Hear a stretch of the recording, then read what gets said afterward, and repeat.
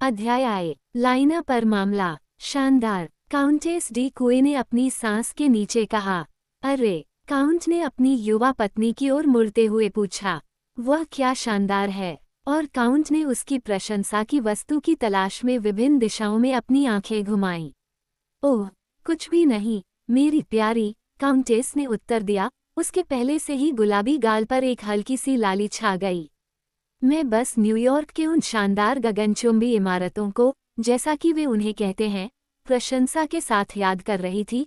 और सुंदर काउंटेस ने खुद को अपनी स्टीमर कुर्सी पर अधिक आराम से बैठाया और पत्रिका को फिर से शुरू किया जिसे, बिल्कुल भी नहीं, उसने अपनी गोद में गिरा दिया था। उनके पति ने फिर से खुद को किताब में डुबो लिया, लेकिन इस बात पर हल्के आश्चर्य के साथ कि न्यूयॉर्क से 3 दिन की दूरी पर उनकी काउंटेस को अचानक उन्हीं इमारतों के प्रति प्रशंसा का एहसास हुआ जिन्हें उन्होंने हाल ही में भयावह बताया था। कुछ ही देर में काउंट ने अपनी किताब नीचे रख दी। ये बहुत थकाऊ है, ओल्गा, उसने कहा। मुझे लगता है कि मैं कुछ और लोगों को ढूंढूंगा जो उतने ही ऊब चुके होंगे, और देखूंगा कि क्या हम ताश के खेल के लिए पर्याप्त सामान पा सकते हैं। तुम बहुत बहादुर नहीं हो, मेरे पति, युवती ने मुस्कुराते हुए जवाब दिया, लेकिन चूंकि मैं भी उतनी ही ऊब चुकी हूँ, इसलिए मैं तुम्हें माफ कर सकती हूँ। जाओ और अपने पुराने थकाऊ कार्ड खेलो, अगर तुम चाहो तो। जब वह चला गया तो उसने अपनी आंखें चुपके से एक लंबे युवक की ओर घुमाईं जो कुछ ही दूरी पर एक कुर्सी पर आलसी ढंग से लेटा हुआ था। भव्य, उसने एक बार फिर सांस ली। काउंटेस ओल्गा डी कुडे 20 साल की थी। उसका पति 40 साल का था। वो एक बहुत ही वफादार और निष्ठावान पत्नी थी, लेकिन चूंकि उसका पति चुनने में कोई हाथ नहीं था, इसलिए यह बिल्कुल भी असंभव नहीं है कि वो उस व्यक्ति से बेतहाशा और जुनूनी रूप से प्यार नहीं करती थी जिसे भाग्य और उसके रूसी पिता ने उसके लिए चुना था। हालांकि सिर्फ इसलिए कि वह एक शानदार युवा अजनबी को देखकर आश्चर्यचकित हो गई थी और स्वीकृति की एक छोटी सी झलक दिखाई थी, इसका यह मतलब नहीं निकाला जाना चाहिए कि उसके विचार किसी भी तरह से अपने पति के प्रति बेवफा थे। उसने सिर्फ प्रशंसा की, क्योंकि वह किसी भी प्रजाति के विशेष रूप से बढ़िया नमूने की प्रशंसा कर सकती थी। इसके अलावा वह युवक निस्संदेह देखने में अच्छा था। जैसे ही उसकी नज़र उसके चेहरे पर पड़ी, वह डेक से उठकर चला गया। काउंटेस डी कुए ने एक गुजरते हुए प्रबंधक को इशारा किया। उसने पूछा, वो सज्जन कौन है? मैडम, उन पर अफ्रीका के महाशय टार्जन के रूप में मामला दर्ज है, प्रबंधक ने उत्तर दिया। काफी बड़ी संपत्ति है, लड़की ने सोचा, लेकिन अब उसकी दिलचस्पी और भी जागृत हो गई थी।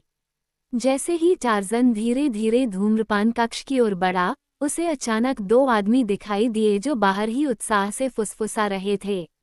वो उन पर एक पल के लिए भी ध्यान नहीं देता, लेकिन उनमें से एक ने उसकी ओर एक अजीब तरह की दोषी नज़र डाली। वे टार्जन को पेरिस के थिएटरों में देखे गए नाटकीय खलनायकों की याद दिलाते थे। दोनों बहुत ही काले थे, और ये उनके स्पष्ट साजिश के साथ कंधे उचकाने और चुपके से देखने के संबंध में समानता को और भी अधिक बल देता था। टार्जन धूम्रपान कक्ष में दाखिल हुआ और वहां मौजूद अन्य लोगों से थोड़ी दूर एक कुर्सी की तलाश की।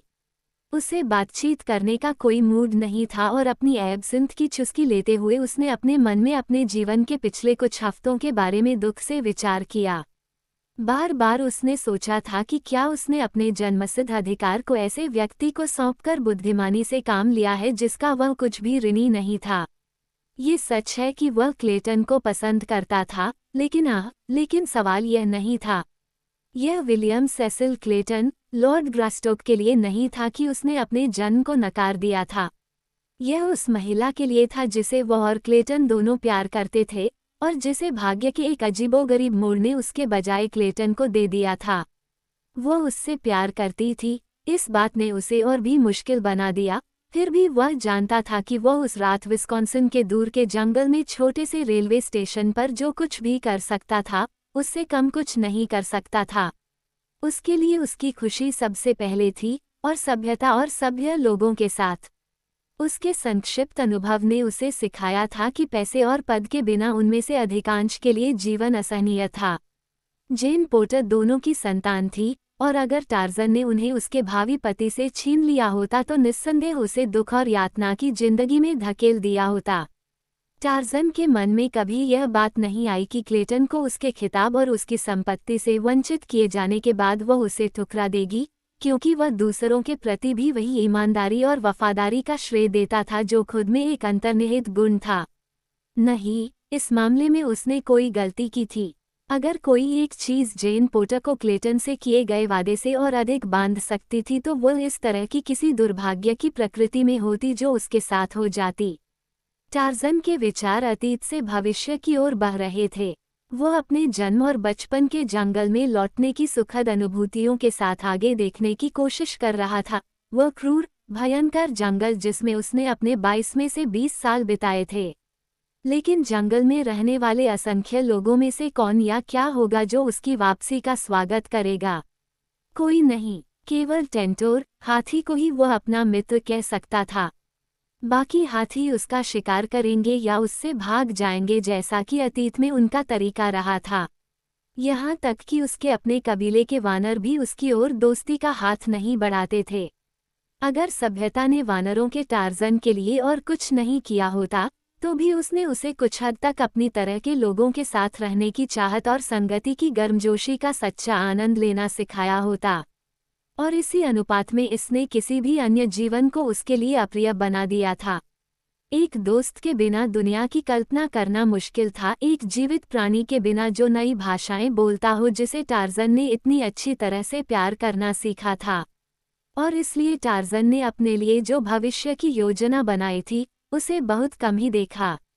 जब वह सिगरेट के बारे में सोच रहा था तो उसकी नज़र सामने रखे एक आईने पर पड़ी और उसमें उसने एक मेज़ देखी जिस पर 4 आदमी ताश खेल रहे थे। कुछ ही देर में उनमें से एक उठकर जाने लगा और फिर दूसरा आया और टार्ज़न ने देखा कि उसने विनम्रतापूर्वक खाली कुर्सी भरने की पेशकश की ताकि खेल में बाधा न आए। वो उन 2 लोगों में से छोटा था जिन्हें टार्ज़न ने धूम्रपान कक्ष के ठीक बाहर फुसफुसाते हुए देखा था। ये वह तथ्य था जिसने टार्ज़न में दिलचस्पी की एक हल्की चिंगारी जगाई और इसलिए जब वह भविष्य के बारे में अनुमान लगा रहा था तो उसने अपने पीछे टेबल पर खिलाड़ियों के प्रतिबिंब को आईने में देखा। उस व्यक्ति के अलावा जिसने अभी अभी खेल में प्रवेश किया था, टार्ज़न को अन्य खिलाड़ियों में से केवल एक का नाम पता था। ये वह था जो नए खिलाड़ी काउंट राउल डे कुए के सामने बैठा था, जिसे एक अति चौकस प्रबंधक ने मार्ग के मशहूर लोगों में से एक के रूप में इंगित किया था। उसे फ्रांसीसी युद्ध मंत्री के आधिकारिक परिवार में उच्च पद का व्यक्ति बताया था। अचानक टार्ज़न का ध्यान शीशे में लगी तस्वीर पर गया। दूसरा सांवला सा षड्यंत्रकारी अंदर आ गया था और काउंट की कुर्सी के पीछे खड़ा था। टार्ज़न ने उसे मुड़ते और चुपके से कमरे में इधर उधर देखते देखा, लेकिन उसकी आंखें शीशे पर इतनी देर तक नहीं टिकी कि वह टार्ज़न की चौकस आंखों का प्रतिबिंब देख सके। चुपके से उस आदमी ने अपनी जेब से कुछ निकाला। टार्ज़न समझ नहीं पाया कि वो वस्तु क्या थी, क्योंकि उस आदमी के हाथ ने उसे ढक रखा था। धीरे धीरे हाथ काउंट के पास पहुंचा और फिर बहुत ही चतुराई से उसमें जो चीज़ थी उसे काउंट की जेब में डाल दिया गया। वह आदमी वहीं खड़ा रहा जहां वह फ्रांसीसी के कार्ड देख सकता था। टार्ज़न हैरान था, लेकिन अब वह पूरी तरह से ध्यानमग्न था और उसने घटना के किसी अन्य विवरण को अपने से दूर नहीं जाने दिया। इसके बाद खेल करीब 10 मिनट तक चलता रहा, जब तक कि काउंट ने उस व्यक्ति से एक बड़ी शर्त नहीं जीत ली जो खेल में आखिरी बार शामिल हुआ था, और फिर टार्ज़न ने काउंट की कुर्सी के पीछे बैठे व्यक्ति को अपने साथी की ओर सिर हिलाते हुए देखा। तुरंत खिलाड़ी खड़ा हुआ और काउंट की ओर उंगली उठाई। उन्होंने कहा, अगर मुझे पता होता कि महाशय एक पेशेवर कार्ड विशेषज्ञ हैं तो मैं इस खेल में शामिल होने के लिए इतना तैयार नहीं होता। तुरंत ही काउंट और 2 अन्य खिलाड़ी अपने पैरों पर खड़े हो गए। डी कुए का चेहरा सफ़ेद पड़ गया। क्या मतलब है, सर? वह चिल्लाया। क्या आप जानते हैं कि आप किससे बात कर रहे हैं? मैं जानता हूं कि मैं आखिरी बार उस व्यक्ति से बात कर रहा हूं जो ताश में धोखा देता है, उस व्यक्ति ने उत्तर दिया। काउंट मेज पर झुका और अपनी खुली हथेली से उस आदमी के मुंह पर जोरदार प्रहार किया और फिर बाकी लोग उनके बीच में आ गए। कुछ गलती हुई है, सर, दूसरे खिलाड़ियों में से एक चिल्लाया। क्यों, ये फ्रांस का काउंट डीकुए है। यदि मैं गलत हूँ, अभियोक्ता ने कहा, तो मैं खुशी से माफी मांगूंगा, लेकिन ऐसा करने से पहले मैं महाशय ले काउंट को उन अतिरिक्त कार्डों के बारे में बता दूं जिन्हें मैंने उन्हें अपनी साइड पॉकेट में डालते हुए देखा था। और फिर वह आदमी, जिसे टार्जन ने उन्हें वहां छोड़ते हुए देखा था, कमरे से बाहर निकलने के लिए मुड़ा, लेकिन उसे झल्लाहट हुई जब उसने पाया कि एक लंबे, भूरी आंखों वाले अजनबी ने बाहर निकलने का रास्ता रोक दिया है। माफ करें, आदमी ने तीखी आवाज में कहा और एक तरफ जाने की कोशिश करने लगा। रुको, टार्जन ने कहा। लेकिन क्यों, महाशय, दूसरे ने झल्लाकर कहा। मुझे जाने की अनुमति दीजिए, महाशय। रुको, टार्जन ने कहा। मुझे लगता है कि यहाँ एक ऐसा मामला है जिसे तुम निस्संदेह समझा सकते हो। इस समय तक वह व्यक्ति अपना आपा खो चुका था, और उसने धीमी सी कसम खाते हुए टार्जन को पकड़ लिया और उसे एक तरफ धकेल दिया। बंदर आदमी ने मुस्कुराते हुए उस बड़े आदमी को घुमाया और उसके कोट के कॉलर को पकड़कर उसे वापस मेज पर ले गया, संघर्ष करते हुए, गालियां देते हुए और निरर्थक विरोध करते हुए। ये निकोलस रोकोव का उन मांसपेशियों के साथ पहला अनुभव था, जिन्होंने अपने क्रूर मालिक को नुमा, शेर और टेरकोस, महान बैल बंदर के साथ मुठभेड़ों के माध्यम से विजयी बनाया था। जिस व्यक्ति ने डी कुडे पर आरोप लगाया था, और जो 2 अन्य लोग खेल रहे थे, वे काउंट की ओर उत्सुकता से देख रहे थे। कई अन्य यात्री झगड़े के दृश्य की ओर बढ़ गए थे, और सभी परिणाम की प्रतीक्षा कर रहे थे। यह आदमी पागल है, काउंट ने कहा। सज्जनों, मैं आप लोगों से विनती करता हूं कि आप में से कोई मेरी तलाशी ले। यह आरोप हास्यास्पद है। ये कहना है खिलाड़ियों में से एक का। आपको बस काउंट के कोट की जेब में अपना हाथ डालना है और आप देखेंगे कि आरोप काफी गंभीर है, आरोप लगाने वाले ने जोर देकर कहा। और फिर, जबकि अन्य अभी भी ऐसा करने में हिचकिचा रहे थे, आओ, अगर कोई और नहीं करेगा तो मैं खुद ही यह कर लूंगा, और वो काउंट की ओर आगे बढ़ा। नहीं, महाशय, डी कुए ने कहा। मैं केवल एक सज्जन व्यक्ति के हाथों ही तलाशी लूंगा। काउंट की तलाशी लेना बेकार है। कार्ड उसकी जेब में है। मैंने खुद उन्हें वहां रखे देखा है। सभी लोग आश्चर्यचकित होकर इस नए वक्ता की ओर मुड़े, क्योंकि उन्होंने देखा कि एक बहुत ही हृष्ट-पुष्ट युवक, एक प्रतिरोध करने वाले बंदी को उसकी गर्दन पकड़कर अपनी ओर खींच रहा था। यह एक साजिश है, डी कुडे ने गुस्से से चिल्लाया। मेरे कोट में कोई कार्ड नहीं है, और यह कहते हुए उसने अपना हाथ अपनी जेब में डाला। जैसे ही उसने ऐसा किया, छोटे से समूह में तनावपूर्ण शांति छा गई। गिनती पूरी तरह से सफेद हो गई, और फिर बहुत धीरे से उसने अपना हाथ वापस खींच लिया, और उसमें 3 कार्ड थे। वह मूक और भयभीत आश्चर्य से उनकी ओर देखता रहा, और धीरे धीरे उसके चेहरे पर शर्मिंदगी की लाली छाने लगी। एक व्यक्ति के सम्मान की हत्या को देखने वालों के चेहरे पर दया और घृणा के भाव उभर आए। यह एक साजिश है, महाशय, ये बात ग्रे आंखों वाले अजनबी ने कही। सज्जनों, उसने आगे कहा, महाशय ले काउंट को नहीं पता था कि वे कार्ड उसकी जेब में थे। वे बिना उसकी जानकारी के वहां रखे गए थे, जब वह खेल रहा था। मैं उस कुर्सी पर जहां बैठा था, मैंने अपने सामने लगे आईने में ये सब प्रतिबिंब देखा। जिस व्यक्ति को मैंने भागने के प्रयास में रोका था, उसने कार्ड काउंट की जेब में रख दिए। डी कुए ने टार्जन से हटकर अपनी गिरफ्त में आए आदमी की ओर देखा। मॉन ड्यू, निकोलस, वह चिल्लाया, तुम। फिर वह अपने आरोप लगाने वाले की ओर मुड़ा और एक क्षण तक उसे गौर से देखता रहा। और आप, महाशय, मैं आपको आपकी दाढ़ी के बिना नहीं पहचान पाया। यह आपको पूरी तरह से छुपा देता है, पॉलविच। अब मैं सब कुछ देख सकता हूँ। ये बिल्कुल स्पष्ट है, सज्जनों। टार्जन ने पूछा, हम इनका क्या करेंगे, महाशय? इन्हें कैप्टन को सौंप दें। नहीं, मेरे दोस्त, काउंट ने जल्दी से कहा। यह एक निजी मामला है, और मैं आपसे विनती करता हूँ कि आप इसे छोड़ दें। ये पर्याप्त है कि मुझे आरोप से मुक्त कर दिया गया है। ऐसे लोगों के साथ हमारा जितना कम संबंध होगा, उतना ही बेहतर होगा।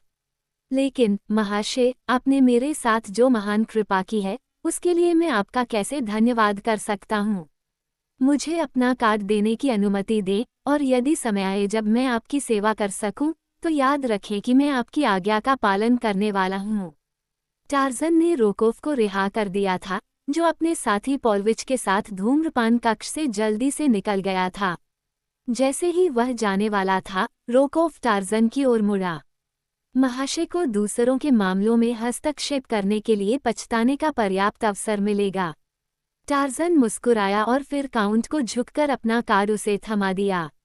गिनती इस प्रकार थी: एम, जीन, सी। टार्ज़न, महाशय टार्ज़न, उन्होंने कहा, शायद ये चाहते होंगे कि उन्होंने कभी मुझसे दोस्ती न की होती, क्योंकि मैं उन्हें आश्वस्त कर सकता हूँ कि उन्होंने पूरे यूरोप के 2 सबसे बेशर्म बदमाशों की दुश्मनी जीत ली है।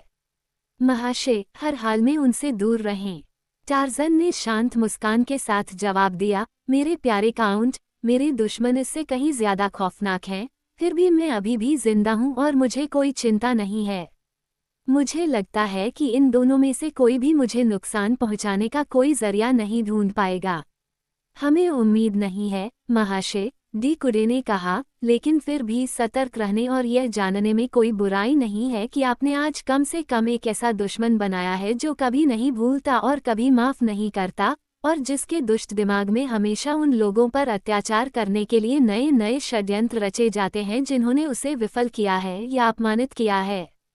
ये कहना कि निकोलस रोकोफ एक शैतान है, उसकी शैतानी महिमा पर एक बेबुनियाद अपमान होगा।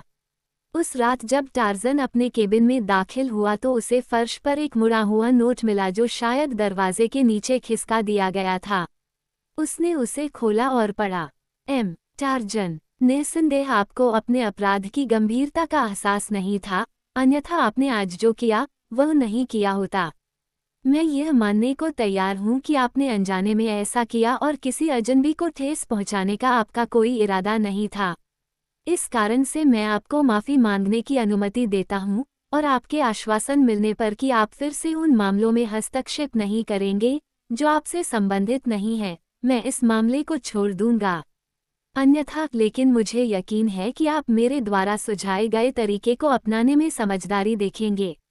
बहुत सम्मानपूर्वक, एन निकोलास आर रोकोफ। टार्ज़न ने एक क्षण के लिए अपने होठों पर गंभीर मुस्कान बिखेरी, फिर उसने तुरंत ही उस बात को अपने दिमाग से निकाल दिया और बिस्तर पर चला गया। पास के एक केबिन में काउंटेस डी कुए अपने पति से बात कर रही थी। मेरे प्यारे राउल, तुम इतने उदास क्यों हो? उसने पूछा। तुम पूरी शाम बहुत उदास रहे। तुम्हें क्या चिंता है? ओल्गा, निकोलस भी हमारे साथ है। क्या तुम्हें पता है? निकोलस, उसने कहा, लेकिन यह असंभव है, राउल। ऐसा नहीं हो सकता। निकोलस जर्मनी में गिरफ्तार है। मैंने आज तक यही सोचा था, जब तक कि मैंने उसे नहीं देखा, वो और वह दूसरा बदमाश पॉलविच। ओल्गा, मैं उसके उत्पीड़न को ज्यादा समय तक नहीं सह सकता। नहीं, तुम्हारे लिए भी नहीं। जल्दी या बाद में मैं उसे अधिकारियों को सौंप दूंगा। वास्तव में, मैं उतरने से पहले कप्तान को सब कुछ बताने के लिए तैयार हूँ। फ्रांसीसी जहाज पर हमारे इस नेमेसिस को हमेशा के लिए खत्म करना आसान काम था, ओल्गा। ओह, नहीं, राउल, काउंटेस चिल्लाई, उसके सामने घुटनों के बल बैठ गई, जबकि वह सिर झुकाए दीवान पर बैठा था। ऐसा मत करो, मुझसे किया अपना वादा याद रखो। मुझे बताओ, राउल, कि तुम ऐसा नहीं करोगे। उसे धमकी भी मत दो, राउल। डी कुए ने अपनी पत्नी के हाथों को अपने हाथों में लिया और कुछ देर तक उसके पीले और परेशान चेहरे को देखता रहा, फिर बोला, मानो वह उन खूबसूरत आंखों से वह असली कारण जानना चाहता हो जिसके कारण वह इस आदमी को बचाने के लिए प्रेरित हुई थी। जैसा तुम चाहो वैसा करो, ओल्गा, उसने अंत में कहा। मैं समझ नहीं पा रहा हूँ। उसने तुम्हारे प्यार, वफादारी या सम्मान पर अपना सारा अधिकार खो दिया है। वह तुम्हारे जीवन और सम्मान और तुम्हारे पति के जीवन और सम्मान के लिए खतरा है। मुझे विश्वास है कि तुम कभी भी उसका समर्थन करने पर पछताओगी नहीं। मैं उसका समर्थन नहीं करती, राउल, उसने जोरदार तरीके से बीच में टोका। मुझे लगता है कि मैं भी उससे उतनी ही नफरत करती हूँ जितनी तुम करते हो, लेकिन ओह, राउल, खून पानी से ज्यादा गाढ़ा होता है। आज मैं उसकी संगति का नमूना लेना चाहता था, डी कुडे ने गंभीर स्वर में कहा। दोनों ने जानबूझकर मेरे सम्मान को धूमिल करने की कोशिश की, ओल्गा, और फिर उसने उसे धूम्रपान कक्ष में हुई सारी बातें बताईं। अगर यह बिल्कुल अजनबी न होता तो वे सफल हो जाते, क्योंकि मेरे शरीर पर छिपे उन कार्डों के निंदनीय सबूतों के खिलाफ मेरे बिना समर्थन वाले शब्द को कौन स्वीकार करता। मैं लगभग खुद पर संदेह करने लगा था जब इस महाशय टार्जन ने आपके प्यारे निकोलस को हमारे सामने घसीटा और पूरे कायरतापूर्ण लेन देन के बारे में बताया। महाशय टार्जन, काउंटेस ने स्पष्ट आश्चर्य से पूछा। हाँ, क्या तुम उसे जानती हो, ओल्गा? मैंने उसे देखा है। एक प्रबंधक ने मुझे उसकी ओर इशारा किया। काउंट ने कहा, मुझे नहीं पता था कि वह एक सेलिब्रिटी हैं। ओल्गा डी कुडे ने विषय बदल दिया। उसे अचानक पता चला कि उसे यह समझाना मुश्किल हो सकता है कि प्रबंधक ने सुंदर महाशय टार्जन की ओर उसका ध्यान क्यों आकर्षित किया। शायद वह थोड़ा सा शर्मा गई, क्योंकि काउंट नहीं, बल्कि उसका पति उसे अजीब तरह से प्रश्नवाचक भाव से देख रहा था। उसने सोचा, एक दोषी विवेक सबसे संदिग्ध चीज है।